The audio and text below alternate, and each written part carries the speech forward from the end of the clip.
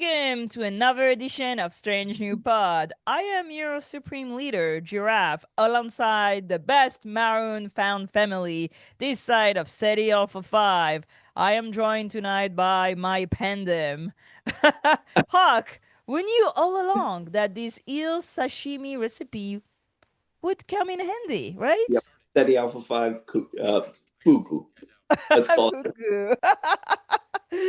And Julian, who is the only one I trust to fix the camera. I mean, I did get you your outline like at the last possible second on your phone. I was like, pull it up on your phone, and Yeah, I am having technical difficulties tonight. I'm not technically a communications manager, but social media manager is like the same thing. So It's camera. It's our camera, yeah, Julian. Yeah, that's what links us to the world. How are we doing in the apocalypse? Hey, Democrats won everywhere, including my state. You got on the ship and you left. Let's go. Let's go Prop New York 50. City. Yeah, Let's go Prop 50. Pass in California. Yeah. Hawk is in Canada, so he's fine. We're fine. You Okay. know, we're making new friends around the world. We got rid of Cozy with Ice sheriff, and now we have a awesome sheriff who is also a part of my synagogue's community, which is awesome. Hey. Yeah, it was a pretty good night on Tuesday, gotta say. Very good. Okay, well, see, some people escape. We're slowly escaping City Alpha 5. Slowly. Go With to the sashimi. fandom, everyone. Hey! This week, we're here to review episode 9, the finale already of Star Trek Con! God! Yeah, that's the last time we do that, so please enjoy it. Wait, we're not gonna do it No, next week with our special next guest? week. Yeah. Yeah, for sure. Next week will be the last time. Eternity Space. In this week's episode, the finale, we finally get the confrontation we were waiting for. Khan, Delmonda, and Ivan are ready to rumble. Who will get a seat on the venture? Will anybody save the Augments? Is Rosalind Lear, Kali Noonien Singh, like we've been theorizing for weeks now? But first, I'm gonna need to thank our amazing patrons collective at the Ready Room level and above. Please, I hope you enjoyed that. It's me doing the last one. I do. Yes. Yeah. I'm volunteering for tribute. Volunteering for tribute. Yeah. Tribute.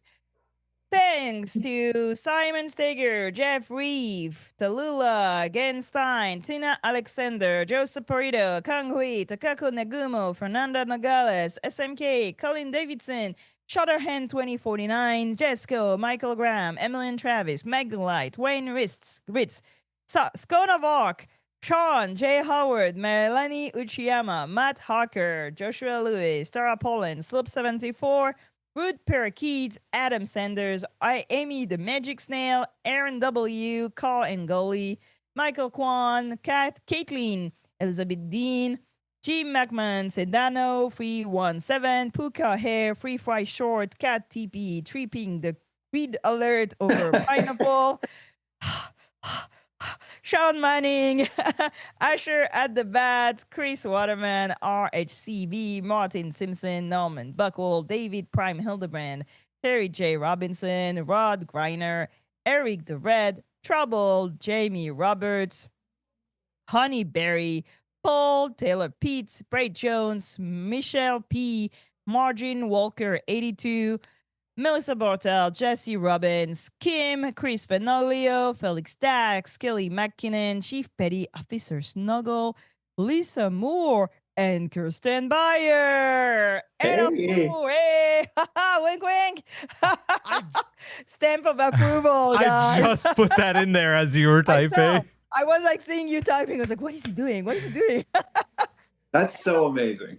And of course, a big thank to our Badmirals, our EPs who are powering the venture for us to escape. Keeping the force field up so that they're like the pandem doing the. They are the pandem.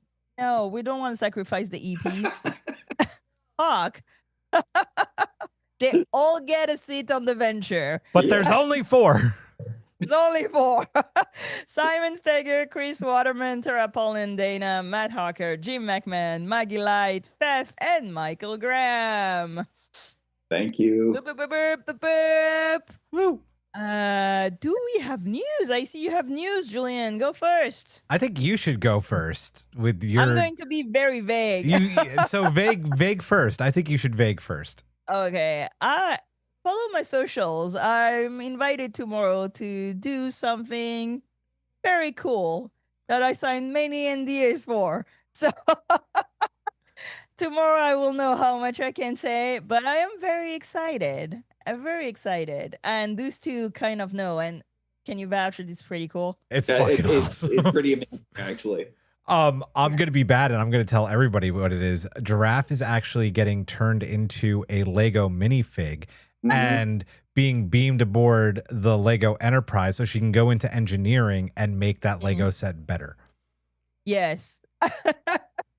See, Or we not. told you it was awesome. Or Yeah. maybe, or something else. But yeah, I'm really excited. I just have no clue how much I can say right now. I hope I'm going to be able to say more next week. And if not, it's all going to be on my socials. Yay! Yay.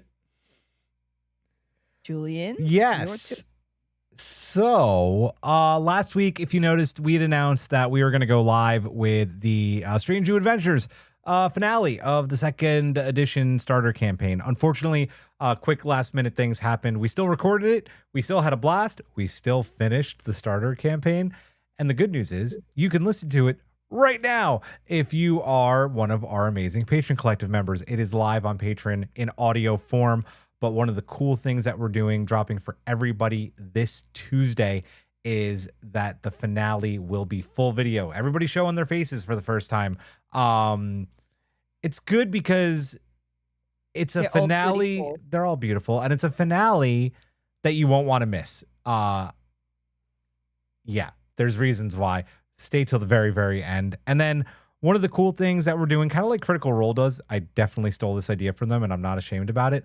No matter what, after Girafe will attest to this, being at a D&D table or a Daggerheart table or a Star Trek Adventures table, you always shoot the shit a little bit afterwards and talk about how you played. Dimension 20 does that too. Dimension 20 does it too. Yeah. So we are releasing those to our patrons exclusively. Those will never be made available to the public. About like 5 to 10 minute little cooldowns. That's what they call them on Critical Role. So please don't sue me. I didn't actually mean to say that. We call it the debrief. That'll be available tomorrow. Give everybody a chance to listen to the finale. But yeah. And then we will have session 0 being recorded next month for our new campaign that I wrote called Strange New Adventures, The Cries of Mars, which is moving us from the 23rd century to the tail end of the 24th century in the very hours and minutes, or minutes and hours, following the attack on Mars and the Prodigy Season 2 finale. So a lot to look forward to there. We've had a blast and we're going to just continue to have a blast. But check out the finale. It'll also be available on Tuesday in video. That's it. I think that's it for me, right? Yes, that's it. Yep. Okay. Oh, It is time. sorry. No. Girafe, this is what you do to me all the time, so now I'm doing it to you for all the Go years you've done ahead. it to me. I'm shamelessly plugging that Girafe, you'll have to wait to find out who she's playing, but Girafe has a character Oh yeah. in that Oh, campaign. cool. Oh yeah. Can I say also stay until the end of the episode because we're gonna announce what we're doing for next week and it's pretty cool. That's right. Yeah. Yep. Mhm. Yep. Okay, it is time for the strange new loop. I have it. No, I'm not even using it because you guys do it better. We've enjoyed 9 episodes of Star Trek Con, which I can say is most probably the most listened to audio drama that Star Trek has ever done. If you could get or season 2 of that series or totally over like different audio drama like this one, what would be the central plot of it? Oof. Oof. Oh man. Hawk, do you have one? I mean, I had already mentioned one. I was trying to think of something original, something like that, but definitely a new story. I think what they've done with Khan's great. Let's leave it where it is, right there. Go on to something else. Maybe plumb a little more depth of Kanan from Star Trek. Some sort of story. I've always wanted to see the Stargazer trial set to some sort of media and I think this would be like the perfect medium to do that. If they do it the same way as Khan, it would be great. Alternate between the trial, the actual incidents, the logs, witnesses. I know Sir Pat has announced his retirement this week. No. Do not start me on this. Everybody's like, so that means it's not gonna be in that movie. It's like, this movie I already shot it in the past. What are you talking about? The internet killed me the past 2 days. Between Patrick Stewart and the Legos, I'm like, I can't. Julian, do you have an idea? I do. I really would like to see Tawny come back as Mariner, and I would really like to see her time both on Deep Space Nine and on the Keto. I think that this is like perfect for an audio drama, and Tawny could totally do it with her comedy chops. And this is a great way to get the DS9 cast back. You could totally not have Avery show up because Avery's never showing up for anything ever again. But like, totally have Michael Dorn and Nana Visitor and Alexander Siddig, Armin Shimmerman. They could all show back Nicole. Terry Farrell, Nicole DeBoer. Yeah, have them all show back up as their characters and have Mariner be there and it be a story, and it could be a comedy. It would absolutely have to be a comedy still, but I've been thinking about that for a while. That would be, I think, a great medium for this. Yeah, I would love to have an audio drama that tells me what Nero was up to between the Narada incident and the blowing up Vulcan. Because we know that they shot some scenes for Star Trek 09 and they were not released. I mean, they are in the DVDs, but I'm like, this guy was like fucking around for 20 years. He was in Rura Penthe. I know, but like... No, I know what you're saying. Yeah, cool. I want to know. Yeah. I want to know. I want to know. Yeah. I want to know how he got kidnapped by Klingons. I want to know how he escaped. I want to know. I feel also for an audio drama, a closed story, like a closed set, like Sedia 45 or Rura Penthe, a very good way to do an audio drama because, and we're going to talk about it in this episode, but there are too many places in this episode. I don't know about you, but I was kind of lost where everybody was. So I feel like when they're stuck in one place, it's very easy to write. It's easier to write an audio drama. Yeah. So I would like a little bit, now that we know that the Kelvin verse is never coming back. I'll believe it when I see it. I'll believe anything. Seriously, though, anything that comes out of Paramount, they've said it is coming. No, it's not coming. It is coming. It's not coming. Like in 2 days, they say yes and they said no. Yeah. And so like, fuck off. Like I'll believe it when I see it. Do an audio see drama. Yeah. And you don't need Eric Bana. I don't know if he'd do it, but I think that'd be still cool. Or you know what? Also, still in the Kelvin verse, the backstory of Balthazar Edison. Same. Like, we have all those like character that get stuck in a planet and like go insane. And I feel it's a good parallel. They should do a triptych. Khan, Nero, Balthazar Edison. I think that's great. I think that's a great storyline for villains in Star Trek, Villains universe. Wow. Oh, what's her face in like Picard season 3, the Changeling? Yes, the Shrike. Amanda Palmer. Yeah, the Shrike is the ship. Yeah. Yeah. Vadic. There's like some like between her escaping the lab and her like getting the Shrike. Like what happened in that time? Like that's cool. That's cool villain development story that I feel would like give more depth to the stories that we get after, like Star Trek Beyond, Star Trek 09, or like Picard season 3. Give me the villains trilogy. Yeah, like how did she come in contact with the Borg Queen? Exactly. And I like the stories that have like a clear end, Mhm. because then, that gives you like a very clear parenthesis to develop your storyline. But your villain has to get to that point in time, in that mindset. And I think it's an interesting like storytelling trick. Yeah. Anyway, hire me. I have ideas. We've been saying it. Okay, let's go. We're reviewing Star Trek Con Episode 9, Eternity's Phase. Our order tonight is going to be Hawk, Julian, and then me. We're going to start by your favorite character, Julian. Ivan is back. Boo. Boo that man. Ivan is back. I'm going to try to stay chronological in that storyline, but there are many things happening at the same time in different places. So I'm going to do my best. Ivan returns after 5 years. He survived on eels. Yep. Yep. He's a new man, apparently. He has been purged by the fire. Always a good welcome card to have. He seems most probably intoxicated by the eel venom, but it's not as bad at vodka. So, is he fine? Hey, We don't know. no. Ursula seems to not think he's fine. But she joins him. She joins him against her will, question mark. We don't really know where Ursula stands here. The thing is that Ivan just killed Paolo. Mhm. I dislike that. Uh-huh.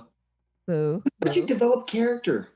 So what did you think of Ivan tangent? Ivan's development, Hawk. Yeah. I mean, we all knew. Does Ivan need the eel to be crazy? I don't think he needs it, but it does help. And it's an interesting foreshadowing in that into Khan's future, right? But sticking with Ivan and that, yes, we always knew he'd be back for his revenge against Khan.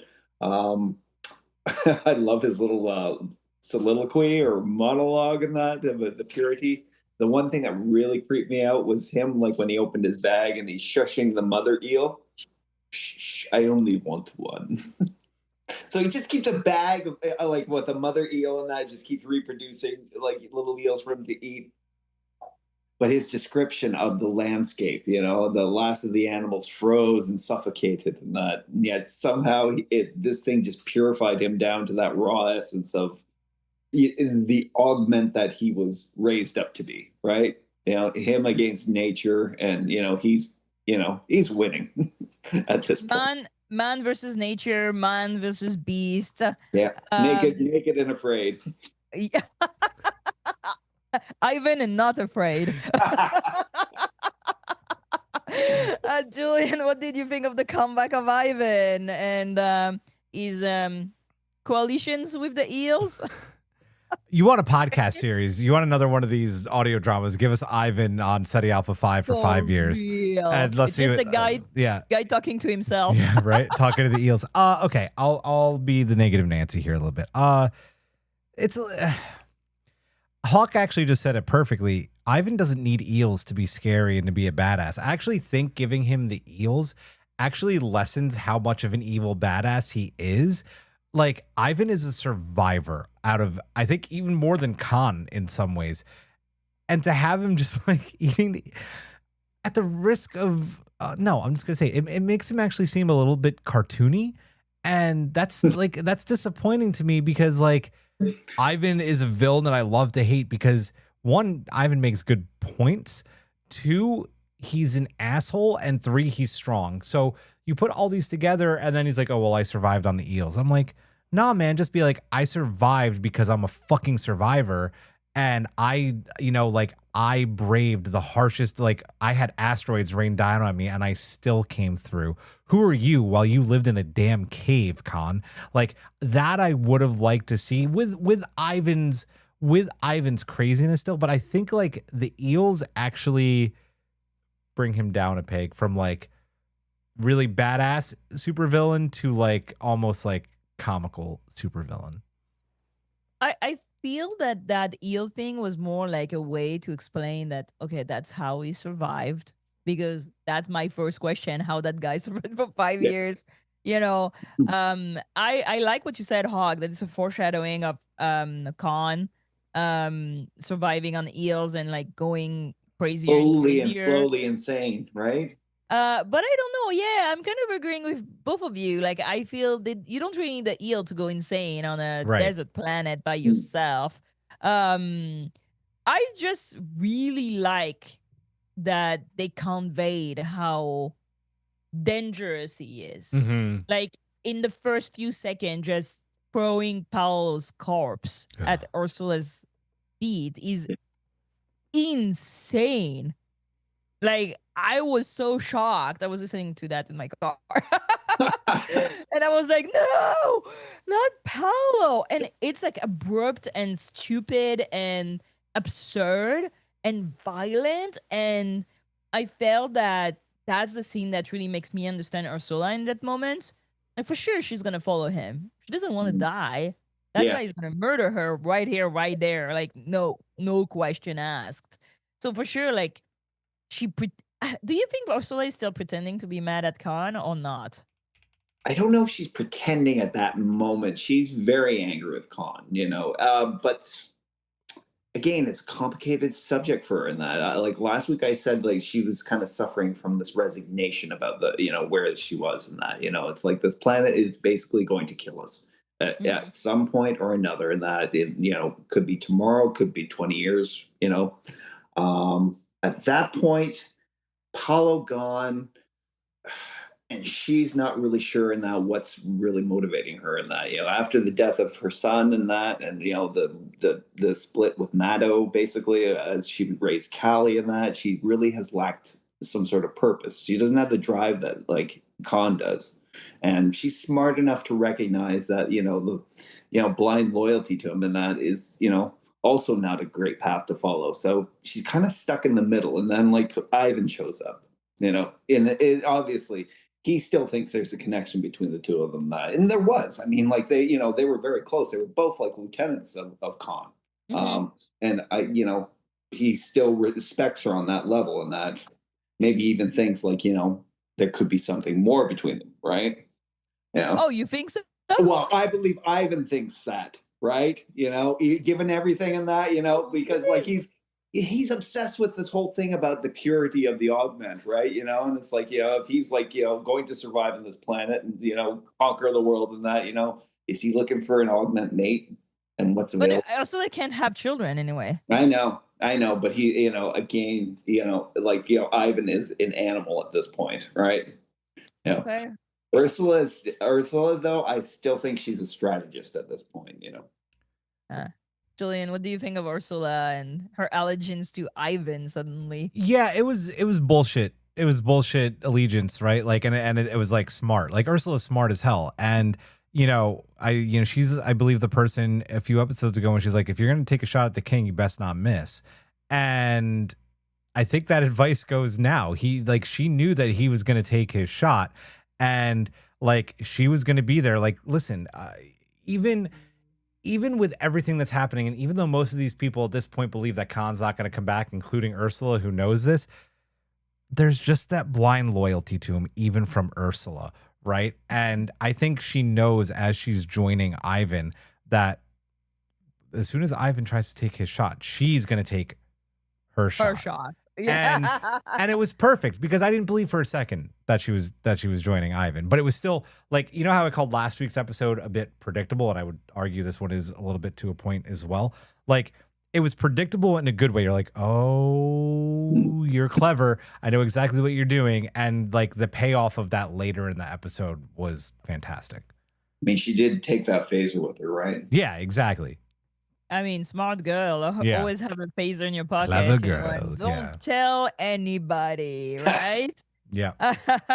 Khan arrives at the ship at the Venture and finds Maddo, warning him that all of the augment has not left the cave and are sitting around the ship, refusing to evacuate, demanding that Khan leaves Kali behind.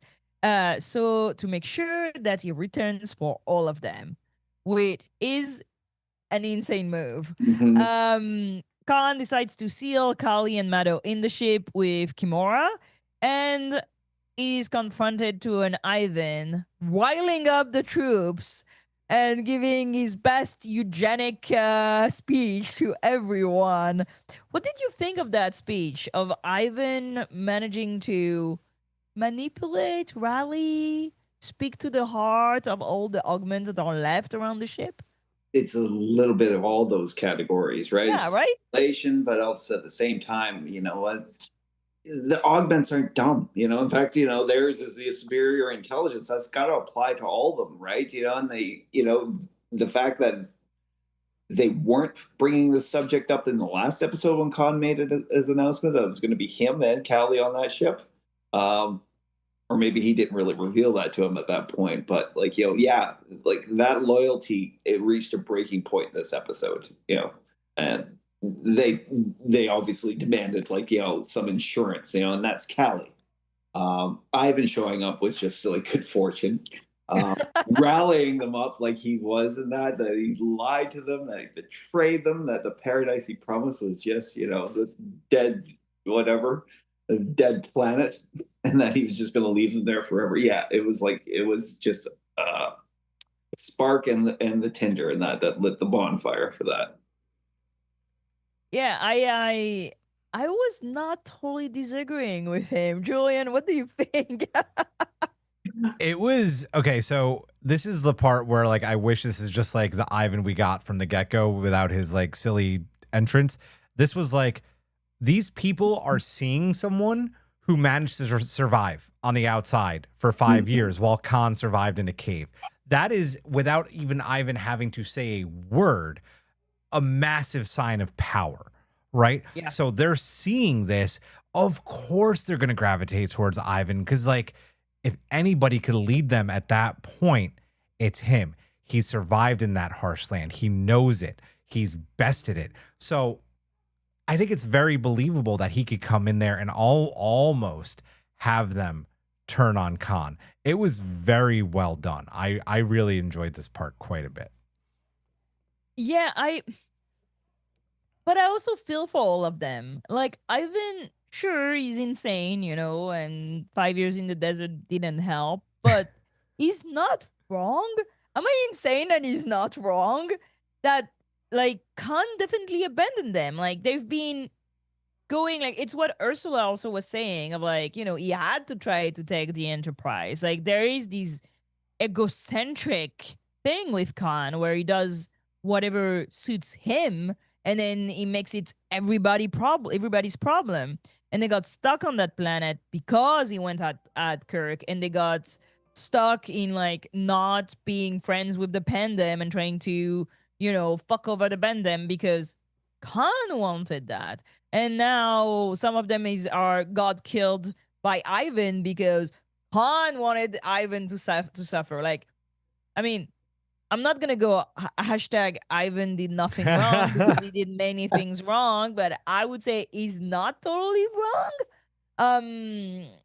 I relate to the dispersion of the augment. I relate to, like, you know, being fucked over by somebody who thinks they're powerful and de facto gets all the power in their hand, and he's like, I'm gonna live with my daughter. Yeah. I'm gonna take. Peace out. I put you all in this situation, and now I'm gonna peace out, and you're not gonna come back, you know? So I felt it was a good tension point, but also it didn't feel, I don't know how to say that. It didn't feel unwarranted. No, it's definitely not. It's definitely not unwarranted, right? Because Khan, like the fact that they're still following him, again, it goes back to that blind loyalty. But I think Ursula says it at some point during the episode, like, I think they all know, or something along those lines. Like, they know what he's going to do, but they love him and support him anyway. But to then have that ray of hope from Ivan, yeah, like, Ivan's not wrong. Khan ultimately does things because An is an egotistical maniac, right?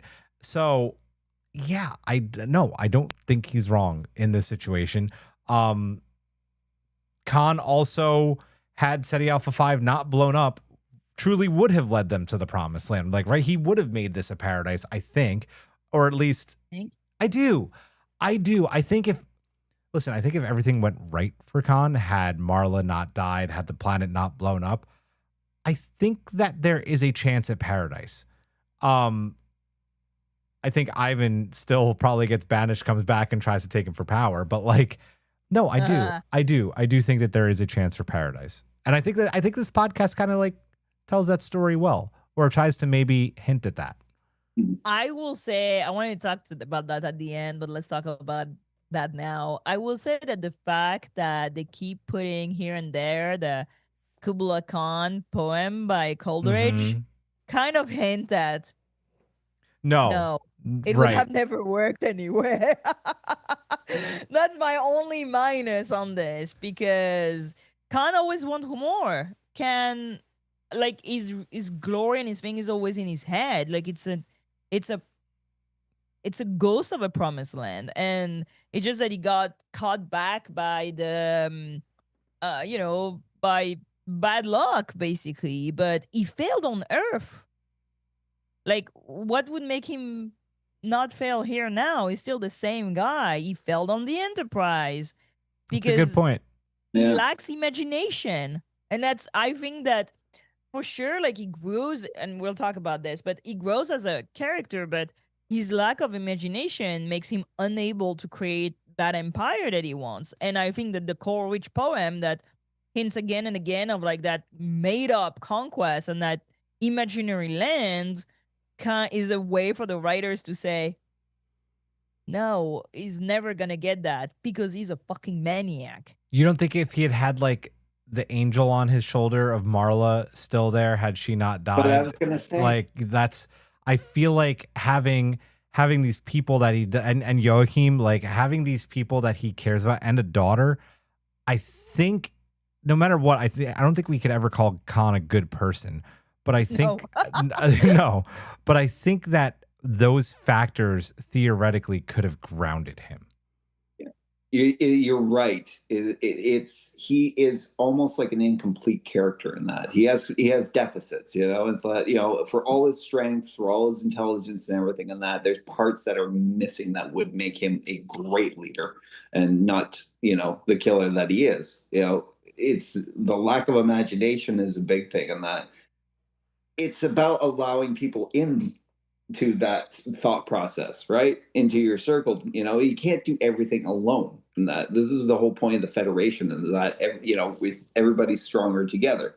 And Khan absolutely rejects the idea of the Federation. Even in the escape plan, no Federation planets, and that, which really limits your choices. And that, if he had ever considered sending that ship out to send back rescue, he puts big limitations on it. Because he does not want more, any vision but his own, And he doesn't understand the need of the many. No. The need of the one. Even with Marla or Kali, he says himself when he talks to Ivan that everything he does is for his daughter and the memory of Marla, and that's all. And he's like he has that myopic, like, I don't know, that myopic motivation of everything. It was all about him, or all about the augment against everybody else. And that failed. Then it was the augment against the Enterprise, and that failed. And then it was the augment against the Alborian, and that failed. And now it's Kali against the other augment, and that's failing too. And that's why I don't think that he could have like a colony that functioned anyway, even with Marla, because everything would have become for Kali. And that doesn't work either. That's a good point. Just the poem that made me think that. But yeah, so everything he does, and he says that to Khan, is for Kali and in the memory of her mother. Joachim is still stuck in the ship. He wants to leave to go help Khan, while literally every single remaining augment are trying to break into the ship. And here comes the cavalry. The Pendem of Elborian decide to protect the ship, sacrificing themselves in the process. Delmonda and Khan finally bond over protecting Kali.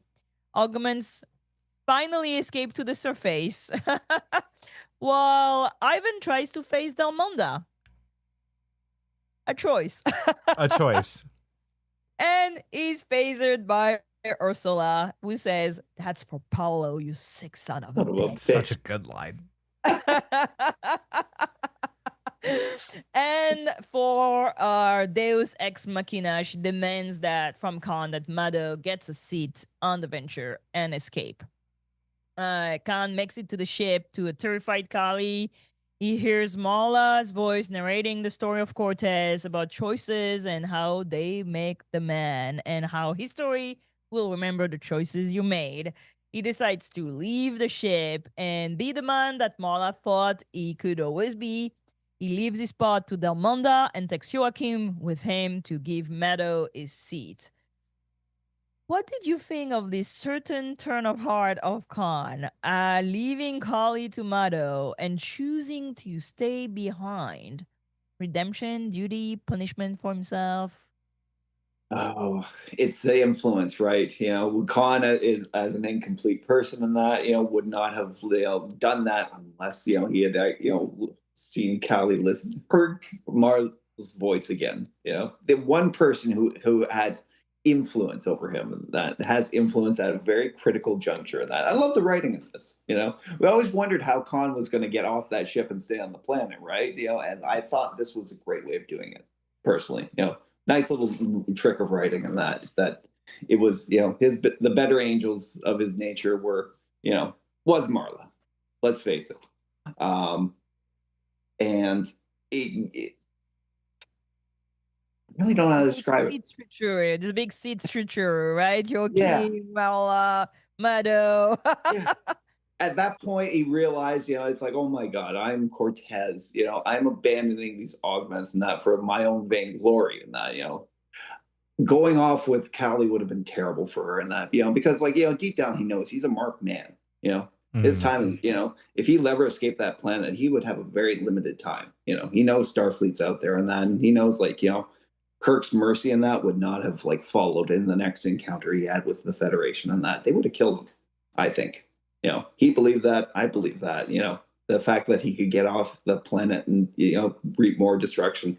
I think Starfleet probably would have sent Section 31 after him. God, Section yes. 33? Sorry, 31. I corrected myself. It's like the highest one. It's like the more dangerous one. It's like levels above 31. Don't make me call Section 35. Not Section 35. I do love that was the reason he left the ship and that, the Kali, as he said, she belongs in a place that is, beyond all this barbarism, and everything, and that she belongs in a place and that harbor, that encourages knowledge and learning and that. And he finally realized that she wasn't his triumph. She was his daughter and she deserved a lot better. Julian, what do you think of Khan's sudden change of heart? Yeah, it's not redemption. Khan's not. I think we've kind of all determined Khan isn't necessarily a redeemable character, especially if you go all the way to Wrath of Khan. Dude doesn't learn from his mistakes. Duty, I think, could definitely be part of it. He does realize that he's leaving his people to die, and as much as Khan has his motives, he does care about his people. I think the biggest factor is punishment. He is. He was going to do this. He also, there's a part of him, I think, that believes this is where Marla died and this is where I'm going to die. And I am going to make sure that, that Kari is safe. Yeah, I think it's punishment and duty. I don't think there's any a redemption factor here, and I think he also wants to get a shot to kill Ivan. You talked about last week about not being dick measuring contest, but that's kind of what it turned out to be. And I don't blame him. As much as I still would like to see Ivan go out like a chump, get eaten by a big eel again. No, I think it is. It's punishment and duty for Khan, and yeah. I mean, it's punishment alone if you think about the fact that he's putting his kid on that rocket and knows that he's never going to see her again. Yeah. It's funny because I could not understand his choice. For me, like the sudden, oh, I'm hearing Marla's voice. So, Judy, I'm gonna lead my people. It's so not Khan. You know what I mean? I don't know. I think I was It didn't surprised. really help to hear her referring to Cortez and, by way of analogy, to Khan as a coward, for abandoning the needs of his people. Okay, maybe it's me, but like, I don't have a kid. But if there is like, I can be with the kid and get the fuck out of here, or I can send the kid and I know I'm gonna die there. I feel that Khan. I mean, Khan has set his mind on doing that for 5 years Mhm. and waited the last minute to like stab Delmonda in the back. And just because Marla compares him to Cortez and like calls him a coward, I'm like, fuck that. I'm getting out. Like, I'm not leaving my kid to you guys. I think there's like, first, there's the fact that Mado gets a spot. And I think that helps. Definitely. It would not leave Kali to Joachim. Absolutely. But Mado is like a mother to the kid. So I think that helps. And I like what you said. I didn't think of that. That he knows that he's a markman. And then once he's going to be out, they're going to find him and they're going to fuck him up. And he doesn't want that for Kali. I think that's a valid reason. That's a more valid reason than the like, they're going to remember me as Cortez and history is not going to like me. History already doesn't like him. Mhm. History already history's knows not he's a gonna. genocidal. Yep, exactly. So I'm just like, I don't think that you leaving the kid on the ship is gonna clear the slate of you genociding half Earth, you know? No, again, I don't think it's a redemption angle. I think it's a duty angle, especially because I think there's also the Ivan factor. If Ivan doesn't die, it's like, am I going to really leave these people? Because Ivan's going to kill all of them, right? He's not going to try and lead them. I think Ivan's crazy enough that he'd actually probably end up killing all of them. He just killed Paolo. Like, no, I think that it really does come down to duty and being like, I'm not going to leave. Because I think he does. Like, I do think that as much of a maniac that he is, he does care about his people. I really believe that. I think, yeah. But just not all the time. Just not all the time. Of course, not all the time. He's a maniac. When it suits him. He's myopic in his vision, right? First it's his people, then his daughter and that, and eventually settles onto Kirk and that, Mm-hmm. Yeah. I like what you both said, honestly, because I was a bit confused by that whole like change of heart. And I think I would have always imagined that violence would have kept him away from the ship. Literally, Ivan pinning him down while the ship like is leaving, and that's what it is. But I feel that Ursula dropping really like in between two information that he killed Paolo may have helped with the decision of like, I cannot leave that guy here. I cannot leave them with him. Well, so Khan decides to stay behind and gives his spot to Delmonda and keeps Joachim with him. We knew Joachim was never gonna leave because he's in the Wrath of Khan. Yes, he is. He has no choice. The Pandem sacrificing itself, protecting the ship. What did you think of that? It's hard to, I mean, we know how self-sacrificing this species has been, because they feel, I guess collectively, they feel the guilt of what they did, with the ship accident.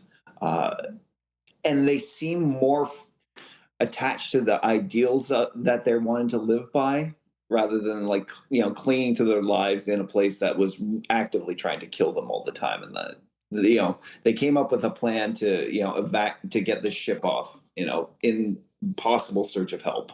But I think that the Pandem itself was also very extremely logical in their choices, and like knowing like, there was a slim, excuse me, my throat's getting dry. There's a very slim chance that they will find like, help for them, that at least, they can at least get somebody out there. I don't know. But I think they'd rather live by the ideals that they fled to their home planet to to survive than just to become monsters in this this horrible environment the way Ivan has. You know, Yeah. it's a bit of a Deus Ex Machina device using them to be the one that created the force field that kept the ship safe. I still liked it. What do you think of the end of the Pendulum, Julian? I think that it comes down to the fact that, like, I think there's a lot of people on SETI Alpha 5 who realize at this point that they are not going to be alive much longer. Mm-hmm. And I think that could be said for the Pandem as well. We already know that a lot of them were dying and had died, whether through starvation or other means. I think, we know how much Del Monte cared about Kali, and that having that like almost hive mind, I think that automatically translates to the Pandem having that like love for Kali, and they know that they're not gonna leave SETI Alpha 5, so of course they're gonna sacrifice themselves for her. I don't think it was a stretch by any means. I think that it's actually, yeah. I mean, I like the moment quite a bit. Yeah, I feel for me it was more well, they're not in the Wrath of Khan, so we need Well, to yeah, get rid yeah, of them in some yeah. way, shape, or form. Also, can they survive without Delmonda? That's not certain. Mhm. I was just like in an overall of like that whole thing with the ship. That's what we were talking about with Jesse Hawk. Like that whole thing, it's always for the child. Yeah. Bring Yeah. me the child. The child must survive. And I was just like, Even if I it like does, Kali. even if the child surviving leads to huge ethical concerns, right? Yeah, I'm like, I like Kali. I think like it's important that Kali survives because Yeah. like literally that's the hook to the whole story, right? But I've never really understood everybody's motivation in saving the kid. I'm like, if you're stuck on a desert island and you get one raft to go find help, you don't send a kid. Yeah. You said it's a capable adult that can survive and will bring back help.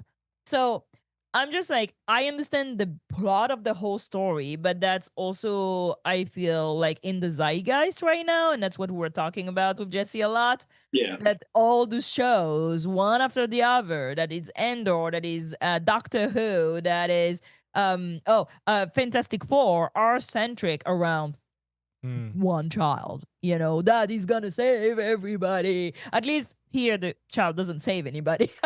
Well, at least in Andor 2, the child didn't save everybody, right? Yeah. I agree. I don't love that ending in Andor either. Fantastic Season, didn't love that scene, but like, yeah, no, I know what you're saying. So yeah, I was just like, I would maybe have liked it more if it were like, this is my child, and over my dead fucking body, Right. I'm living without the kid, then everybody's just putting a kid like very Moses, like I'm putting him in a basket and like, I hope you're gonna be fine, which means that we're all gonna die, but at least you're gonna be fine. And I think that there is a little bit of like that. I mean, romantics are really present in that story. I feel it's a very romantic, like in romanticism, 19th century romanticism kind of story, like nature, man, death, and survival, and like all this, the darkness, soul that I see in the darkness around me, But I feel that there's whole story about like we must suffer because it's a purgatory for the augment. Like they must pay somehow. No. But Kali is innocent because she was born out of love and also born in a situation that she didn't choose. And so she must be saved. And I'm just like, the Alboran must pay because they blow up City Alpha 6. And I'm like, nobody needs to pay. Like everybody could have a shot of surviving if everybody was not being stupid right now. So yeah, I think it was very it's a very romantic in the idea of like 19th century romanticism story, like very epic, very tragic, and almost like kind of a huge exaggeration of emotion than that goes into everything. Yeah, definitely. Like nature is the allegory of my soul, you know. Mm.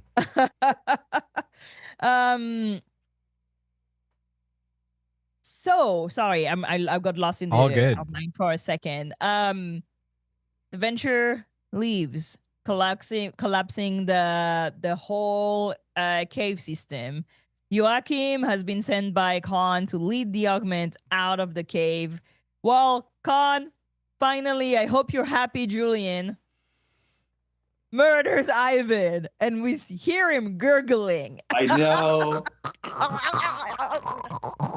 So good. The Venture departs with Kali, Amanda, Mato, and Kimura, successfully breaking orbit despite a damaged fuel pod. Fuel pod that Erika mistakes for the full ship blowing up. At this report, Khan, in anguish, destroys the communication array, reinforcing his isolation and grief, and actually never learning that Kali survived. What do you think of the death of Ivan, Julian? I just want to know, Julian, like how happy you were. 7 out of 10.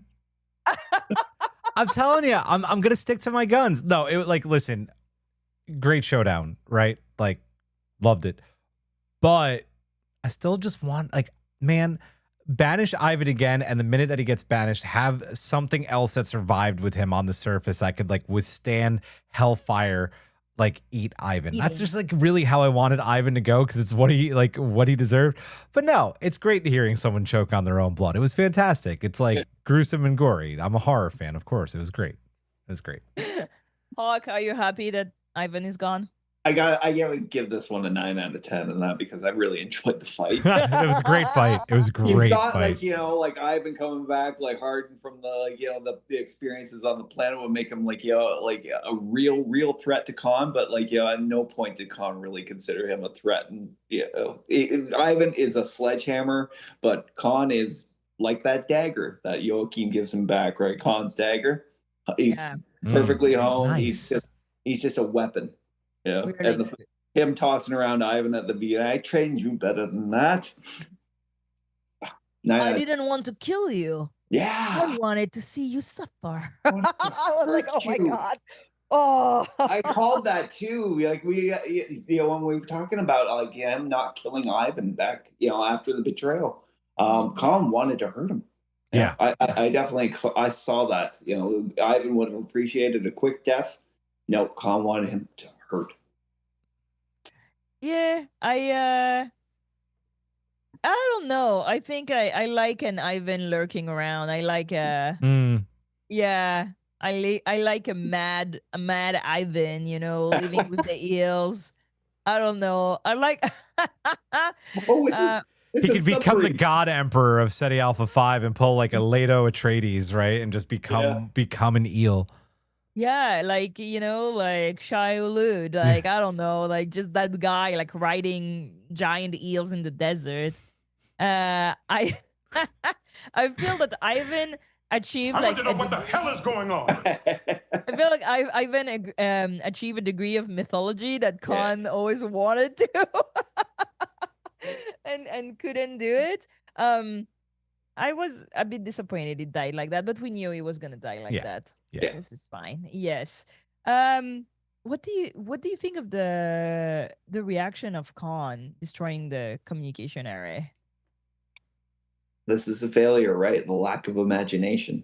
I often think I was thinking if Marla had been on the ground and that, she would have been running through all the scenarios. It's like it could have been this, it could have been that. It's like, but Erica was dead set that they're destroyed. She just fell into despair. She brought Ursula down with her in that because Ursula was. But Ursula wasn't, though. That's what drives me crazy about this. That Ursula wasn't sure, and the fact that she didn't speak up about that. I'm sorry to interrupt you, Hawk. This drives me fucking crazy. Yeah. I think for her it was the fact that Mando was on that ship, and it's like the possibilities were quickly running out in her mind. I mean, for her that was a breaking point, as much as it was for Khan's breaking point. To think that everything that he just went through was for naught, you know, and that brought out that reaction with Khan. You know, he once again turned to, you know, just blind rage in that when he was faced with his pain. Julian. I don't like this. I don't like it. I don't like it. I don't like it because yeah, we get the whole like superior intellect, and we keep having that conversation with Khan, and Khan being like, listen, Khan makes mistakes, but Khan is also really smart. And Hawk, you talking about Marla making those calculations? There's no way in hell Khan doesn't make those calculations when it comes to his daughter. And that's why I really don't like this. And I think it's really unrealistic for Ursula not to say something too. Like it was not confirmed, right? They were guessing that. And Ursula even says that. So for Ursula not to speak up, it's like, no. And Khan has, whether it's, you know, the lack of imagination or not, Khan is always planning at least six steps ahead. There's no way that he destroys that communications device while it still gave them some form of hope, what little hope there is, to get off of that planet and go find Kali. I don't like this. I don't believe it. And it kind of threw me out of it a little bit. Yeah, You know, now that's really the point where I was like, oh, they need him to become the Wrath of Khan. Yeah. And yeah. Because I feel like when you have a loved one in an accident, like you literally run every single like positive scenario. But they're dead. But what if they wake up right now? Like to that end, like you're going to be, you know, like trying to basically argue with reality until you find a way to find a solution for them to still be okay, you know? And I'm just like, him accepting right away that the ship blew up with no proof except of Erica saying, I saw something blow up. Yeah. I think it's very also, we have again, like to recenter, there are 90s people. Yeah. Yeah. They don't know that, you know, like, I don't know though. In the 90s, we have like rockets that go and leave things behind who blow up in the atmosphere. And Yeah. you know, it was like they just dropped something. They just like, I definitely thought of a fuel pod because that's what rockets do. Yeah. Drop Yep. their fuel tanks like behind them. So I totally thought of that. But yeah, I was just like, I also maybe disliked a little bit that, and we're going to talk about Lear on Satya for 5. Like we see also Lear having like those like moment of anger, of burst of anger, and this idea that it comes from the augment DNA. You Yeah. see, like they can't control themselves and like they're dangerous people. And I'm like, I don't know if I like it. Yeah. But I see it more as a plot device to make sure that to explain the Wrath of Khan. Sure, but it's also, I would like to point out that it's not the first time we saw him like destroy a communications device in the series. And that when he found Marla with hers and that, it's like he didn't think of that communication device. Maybe I can do something with that. Maybe, you know, I might need that in the future. That's a good point. He cut But that up. It was before the destruction of City Alpha 5. Oh, of course. Yes. Yeah. It was So- Marla. Yeah. He wanted nobody to come. He wanted to live in isolation. So then Exactly. it makes sense. But like, yeah, if you have a radio, and also I think destroying the Kama Ray is also him dooming everybody to that punishment that he's put himself through. Yeah. Like, you have to stay here now. We're all gonna die here. Yeah. This is our punishment. This is our legacy. You know, we don't get anything else, which is kind of insane. Yeah. Okay, last act. Let's talk about Dr. Lear. Dr. Lear has escaped from the Reliant? Excelsior. Yeah. What, the Reliant? I was like, that's not the right ship. Has escaped from the Excelsior to City Alpha 5. And Tuvok is right behind her. Oh, look at that. It's a little ship. It's the Excelsior from You're playing with your little ship. playing with my little ships. Tuvok arrives on City Alpha 5, finding Lear committed to die here. Such a weird flex, man. Right? Such a weird flex. Like, why? Yeah. Why? What did you think? What did you think of Lear just being like, I'm gonna die on City Alpha 5? Let's start by this. I know. Again, we've mentioned that, it seems pre-programmed for augments to just overreact and just quickly just resort to anger. I don't know. I think it's a culmination of her journey, coming to this very, very unsatisfying conclusion for her. That that Kirk wasn't responsible. That it was the Alborians. That the insight she kind of got into like her father and that from like going through this entire archive, and I don't know, she went there looking for answers and that, and she didn't like what she found, and she had a moment, that maybe like Tantrum? Yeah. like everything that she Yes. worked towards kind of fall into pieces, like the center cannot hold, things fall apart. We've heard those quotes in the thing, and that I think Yeah. she reached that point herself. Which is why and that faced with the fact that with a little more digging and that people will eventually find out the truth about her and that, and what the possibility of what her life is going to look like after that. To her own fault, by the way. Because she went digging. Yeah. Yeah. Julian. The first thing I thought about when she was like, I'm gonna stay here and die, I was like, girl, why are you pulling an emo Worf move? Like, Yes. like it makes like, how many times is Worf is like, just leave me to die? I am not a why better man. Yeah, why are we leaving you to die again, Worf? I have shamed my house. Your house is gone, man. Your house is gone. Her house is gone. Like, there's no one here. There's no one to prove yourself to. This is No such a good tea, no good house. no. I don't even like know what to say about this because it was just so weird. Like I didn't. Okay, I think that for me, it's like, okay, she's an augment, right? Then she has all this trauma that is unresolved. That Mado was just like, just forget about it. But that's okay.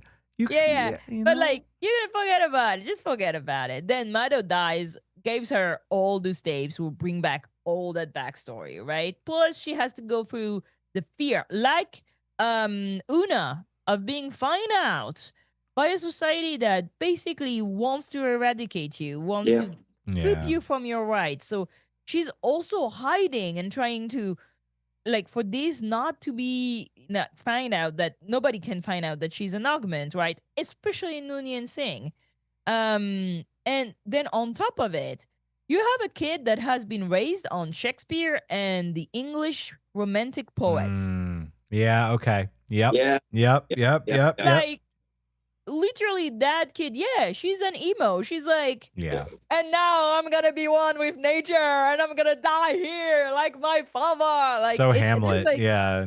yeah, there's like a grandiose thing about those guys. Like, it's a dynasty of people who want to be grandiose, and I think that, yeah, she definitely got that from her dad.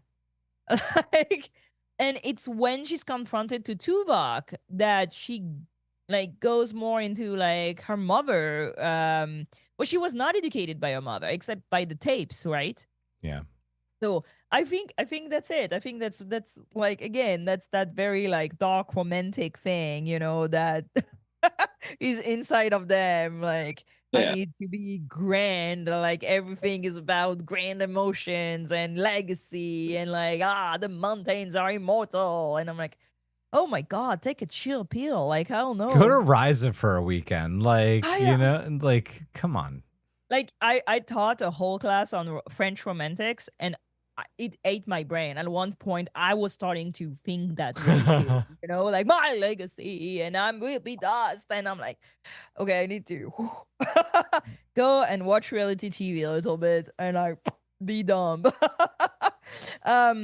So what do you think of Tuvok and his conversation with Lear? He reveals that he's always suspected that she was an Union Singh, and he swears secrecy to never reveal who she is, so she leaves City FL5 with him.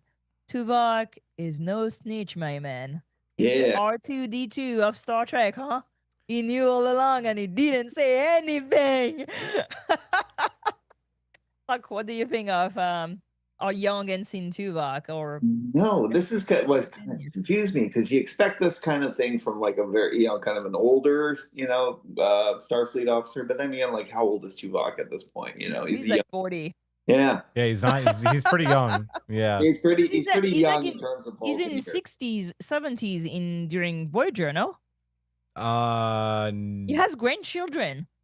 I I think, think he's actually a little bit older in Voyager. I'll have to look it Yeah. up. Yeah, he's like quite old in Voyager, and that's not that's not long before Yeah. Voyager. It's when he's on the Excelsior, and we see it when he does the mind melt with Janeway. yeah, but it's the flexibility of his thinking. That he doesn't. He's not thinking like a Starfleet officer. He's not thinking like a Vulcan in that. And in a way, I think Rosalind Lear, as her research and her constant like kind of petitioning for the rights of augments, has definitely influenced him. I think at this point, he's seen he's seen how he's gone through all the research too, and that, and he's very smart, he's very logical in that, but deep down, it's like, is this an emotional reaction? It is. No, it is, because we've known. I think like this was also a bit during Tuvok's like rebellious period. He leaves Starfleet for like a long time, and I think he like. I feel like I have to go back and watch some back episodes of Voyager to remember exactly, but I think he like pisses some people off by like taking this like time off and kind of like exploring himself. I think Tuvok is a bit of a rebel, right? Didn't he go like in the education camp because he was too in love with a girl and like went insane? And then True, they sent yeah. him to the school. I don't remember that part. But I think this all comes down to like Tuvok. Tuvok is just like loyal to everyone, right? Like he's loyal to Janeway. Anybody he kind of comes across, like, yes, he's a Starfleet officer at this point. We know that he has a bone to pick with Starfleet for some reason. Like, I don't think it's a big stretch for him to keep the secret. I love that he's like, yeah, what augment? Like, Yeah. it's not out of character for him. And I was like, yeah, this is kind of what I hoped you would do. And I'm glad that like the episode didn't prove me wrong with this. I really like this moment quite a bit. I think Tuvok has a moral compass. Yes. That is his, and he doesn't bend it to logic to fit what people think around him, which is different because a lot of Vulcan, you're gonna see them like try to, bend themselves backward in logic to like just fit what is expected of them. We see T'Lyn in Lower Decks do that until Mariner's like, fuck everybody. What are you doing? We see Spock do it quite often, right? And I think that the difference with Tuvok is that Tuvok has his own moral compass and he's not gonna bet himself backward for that. We see it over and over again on Voyager when he calls Janeway out and be like, I don't think you're right. I'm not gonna do that. He also wanted to airlock a dude because he was a serial killer. Oh my God, right? There's still practicality in his thinking. He did get that like murderous like vibe from him after the mind meld. So. But also we see him, with the kids who are like when he's like stranded on that planet with a bunch of kids who are actually old people dying. And like we see he has like this very, I want to say like human, but like, I don't know, sentient being morality. He puts up with Neelix for 7 years. For real. I mean, he goes to the. We could call it a murder him very regularly. But I think we could call it a paternal streak that he has in him. We know he has kids of his own through Voyager, and they mean everything to him. Yeah. But I think it's like he's not a father when like during that. I don't think he's a father yet. No, not but yet. I think he just has like these love for people, and that he doesn't want them to suffer injustice, and that's also why I think he relates to the Maquis in certain like points in Voyager where he's like, yeah, I get that. Yeah, I get why. I totally get it. And I really like that that is something that is always been in him, and that's why he's Janeway's best friend. For sure he is. Like, and that it's something that we see him do over and over again. And I like when Lear tells him, I expected what is it, like, I wanted to make you understand and I made an activist out of you. Yes, I made an act. Yeah. But yeah, he's right. She should not be punished for like being born a way that was not ever her choice ever, you know. And I think that it's such a great lore for Tuvok. Yeah. Yeah. Great character building. I love that conversation they had. And Tuvok does believe that Khan became a better man by choosing to stay and protect his people despite losing his daughter. And that an interesting conversation, right? Where Lear thinks he's mad at her father. Why couldn't he wait? Why couldn't he wait? And Tuvok tries to, you know, not rewrite, but like soften her by explaining how it is like his paternity, is like his love for his daughter that made him act like that in the Wrath of Khan, because he didn't have anything else than revenge. What did you think of that explanation of Tuvok? Is that redeeming Khan, or it's a bit too much? I mean, that was a really good summation based on everything we know about Tuvok, which is a lot, you know, because, you know, he's a very extensively featured Star Trek character in that. I do love this as kind of like an origin story for him, you know, that rebellious streak that was there. Because it continued on in Voyager, and that it made him, you know, like really good at, like, you know, his job and that insecurity, and that he was able to not just follow rules and that, but to make, you know, those judgment calls. Mm-hmm. Come on. This might no, because like it might come off a little bit controversial. Like, we got to remember that during this time, and when specifically when Kirk drops Khan off on SETI Alpha 5, it was the Wild West of Starfleet.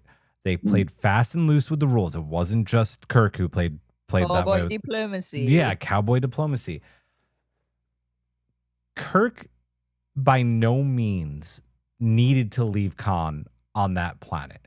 He could have called Starfleet. He could have called in backup. He could have contained Khan if he really wanted to. So to get this explanation that like he had nothing left, so of course when the person who's stranded here, you know, he gets a chance to target him, he would do it. I get the explanation, because if I was left on a planet stranded and I was promised paradise or a good chance at survival, and instead had to live off of eels or whatever in the sands of a barren planet, and I hit the lottery of these two idiots beaming down and giving me a chance to get Kirk, you're fucking A right, I would take it. Does it redeem the character? No. But I think you have to look at a few different things. Like, Kirk made a bad choice, in my opinion, by leaving Khan here. The smart thing would have been to call back up, have Khan stand trial, and go through the process. Kirk's choices bit him in the ass. And by Khan doing the same thing, his choices bit him in the ass. So I had a point I was trying to make here. I think I'm making it. Killed Spock. He kills Spock. Well, yeah, he does. He does kill Spock. No, I don't think it's redemption, but I do get the point that Tuvok is trying to make, that Khan ultimately took the shot that he was given, and I think that he felt like he had the right to take that shot. And I think it's interesting to look at Wrath of Khan that way a little bit now. I think Khan does have a right to take that shot in some senses. So that's kind of how I feel. Yeah, I think I also very appreciated the conversation about what ifs. What if he had thought that his daughter was still alive? And what if he didn't destroy the camera? And what if when those two idiots at TM like beam down his first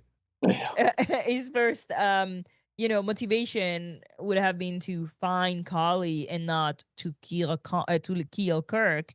What if? And Lear gets pissed at that, being like, we cannot play those games. We cannot play what ifs. And that's true in history, you cannot play what ifs, but in storytelling, you can. Yeah. But I really like that point of like basically Khan sure is a bad guy, but also he gets fucked over and over again. Yeah, that's the thing. And I think there is something like very, again, like tragic and romantic in like in that story, that he needs to pay, and so fate is making him pay. Like in Greek tragedy, right? It's the gods who are like gonna, bring it to you anyway. Yeah. Whatever you do, you're fucked, my man. Like but I thought it was a very good ending to that show in general. Yeah. I like how the series reframes the Wrath of Khan. So what did you think of to finish the last episode? Oh my god. Overall series reflection, Khan's evolution, and so not redemption, we decided. What did you think of Khan's overall evolution in that whole season? Redemption, no, but tragic inevitability. Are we truly bound by our DNA? Are we truly like puppets of fate? What did you think of Khan overall in that whole show? I mean, I loved the story, just filling in more and more about, the in between stuff, because it's not about redemption in that. I think that word gets thrown around a lot in that, because really, what is redemption? But more just, as Lear puts it, getting the whole picture, or at least, another side to the story. And that's what I love about this. It's not that, it's like, it's, oh, he was screwed over. Oh, is this a little bit of that, a little bit of this, but it's just the more complete picture of this fascinating character in that. He's a three-dimensional person, even as I said, with parts missing, like the lack of imagination and that. It's putting him into situations with characters who are, not just his sole enemy in that, not just his nemesis, and that the people who actually care about him, who, he develops these intimate and quite complex relationships with, while still retaining all those kind of characteristics that we do see of the character in The Wrath of Khan. And I think the series as a whole has done a great job of painting just a broader picture. Julian? Yeah, I really like this idea. No, like I don't think that he's bound by his DNA, but I do like what you said about like almost like this tragic fate that Khan has, because I do think like that's what makes it great storytelling, right? We do know what his tragic fate is. We do know that we are going to trademark this, maybe put it on a t-shirt. We do still have a store, Those Two Idiots Beam Down, and we literally know what happens next. And Chekhov should have known better. yeah, dude, for real. If I'm gonna say like one thing I loved about Khan the most is that like, we have Ricardo Montalban, who just brought so much gravitas to this role, but man, Naveen Andrews really brings a melancholy to the character that is just, I think, unmatched by anyone who played him. I think like Benedict Cumberbatch tried to play that melancholy a little bit in Into Darkness. Stop. No. No. I'm a sympathizer with this movie. Stop it. I love Into Darkness. That's not Khan, though. It's John Harrison. Sorry. John Some Harrison. melancholy with John Harrison. I agree. I'm with you. When you were like Benedict Cumberbatch, I was like, Benedict Cumberbatch? And I was like, oh my God, I forgot. Yeah. Literally pass that out of your mind that he is Khan. It's funny because like I would almost love an audio drama with like Naveen Andrews playing Khan and somebody like maybe Paul Wesley is Kirk, where like they interact at some point, because like I don't know how they would even make it work, but like We make Star Trek Into Darkness with Naveen. with Naveen Andrews and Yes. Paul Wesley, right? Yeah. Oh man. No, I thought the series has been incredible. The last 2 episodes, I think, like maybe took a little bit of a downturn for me, but it still like was really, really well done. And getting to like, I haven't watched Wrath of Khan yet after listening to this, obviously. Yeah, Do you think it's going to reframe your vision of the Wrath of Khan? I do. Yeah, I do, in a good way. Same thing. Like again, people say it all the time with Andor and Rogue One. Like it's the same thing, you know. So yeah, I do think, and Rogue One also then into A New Hope. Like I think it is going to make it a little bit different. So yeah.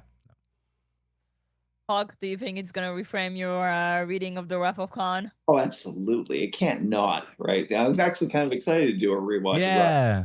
now, that to see, like, to take that point of view and that and bring that to, like, you know, this old source material and that, and it's like, you know, what am I going to read into it and that? What, you know, how are certain lines and that or interactions going to, you know, hit differently this time and that, knowing more of his backstory and history.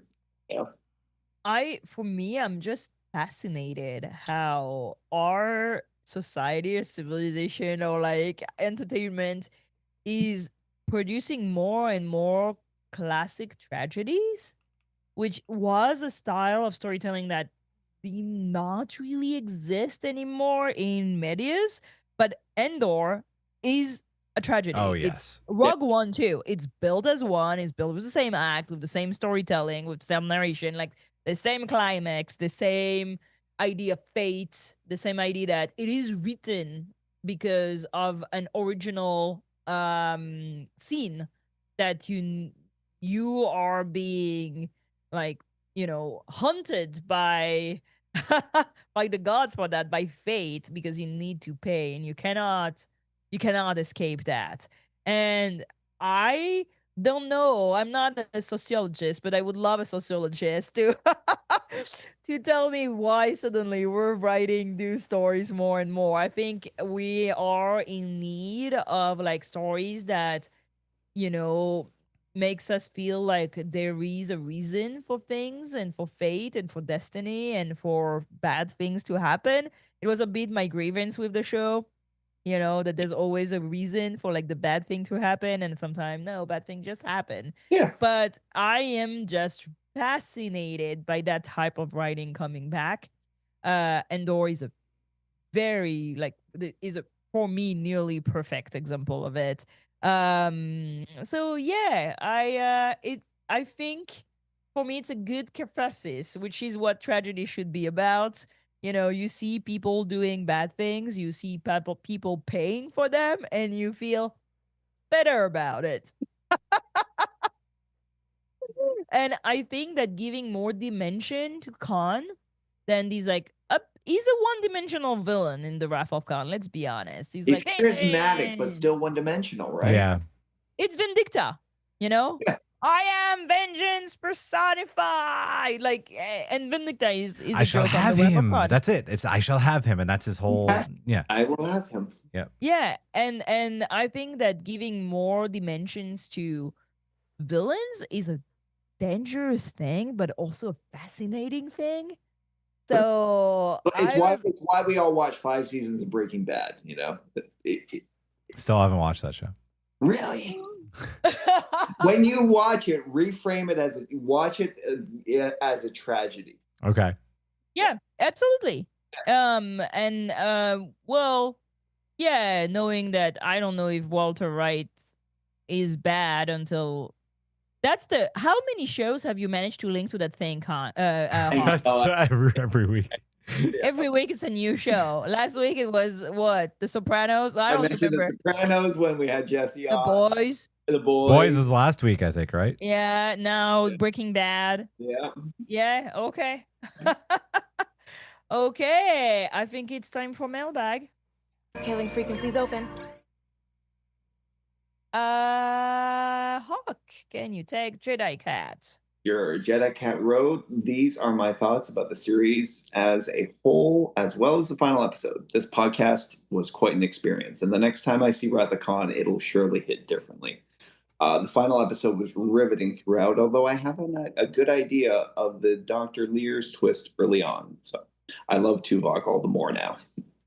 I know there's debate about whether this was a rehabilitation story, but in my opinion, Khan stayed pretty true to form. Yes, he changed somewhat due to his love for Marla and Kali, and in the end did what he thought best for Kali, but let himself be consumed by vengeance after losing them.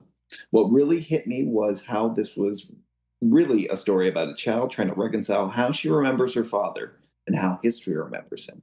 I appreciate that, and I appreciated the writing overall, especially the characterization of Marla MacGyver's. It wasn't a perfect series. We still don't know how Starfleet missed the destruction of SETI Alpha 6, but it still made for good and compelling Star Trek. I wanted to mention that. Yeah. Again, Kirk didn't even leave a buoy, to give updates, like it's this whole series is about how it's not Kirk's fault, but then it's like so many things are still Kirk's fault about this. I think it's again, we've been talking a lot how it's a tragedy. It's all about hubris. Yeah. Yeah. Every single shape of hubris. The hubris of Kirk to be like, it's gonna be fine. I'm writing my own legacy. The hubris of Khan that'd be like, we'll make an empire that will last for 5,000 years.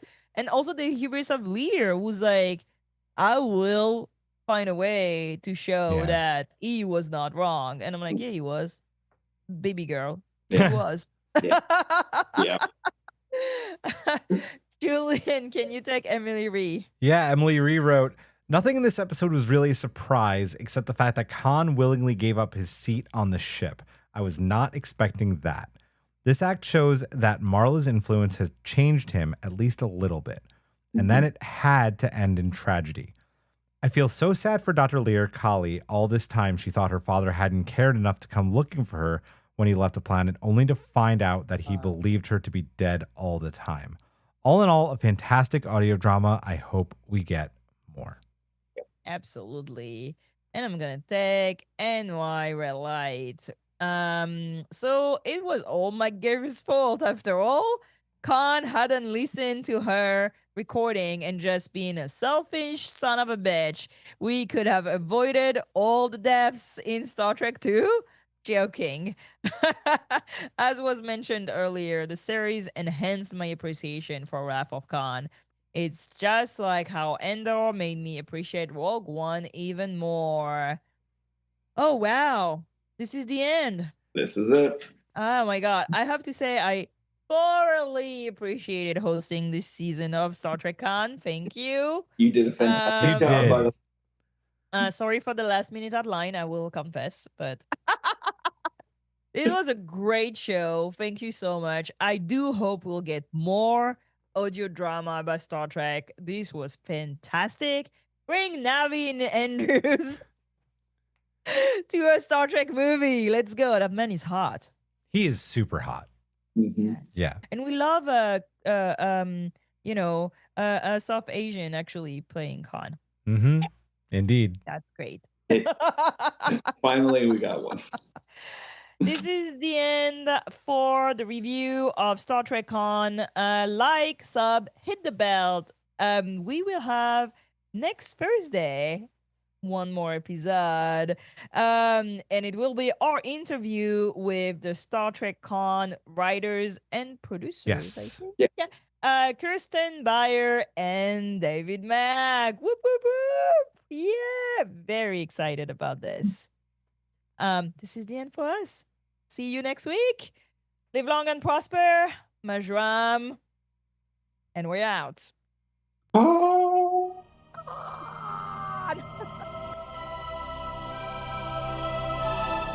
Thanks for beaming into our podcast today. If you want to keep the hailing frequencies open, you can subscribe on Apple and Google Podcasts, YouTube, and Spotify. Like what you hear? Put in a good word with Starfleet and leave us a 5-star review.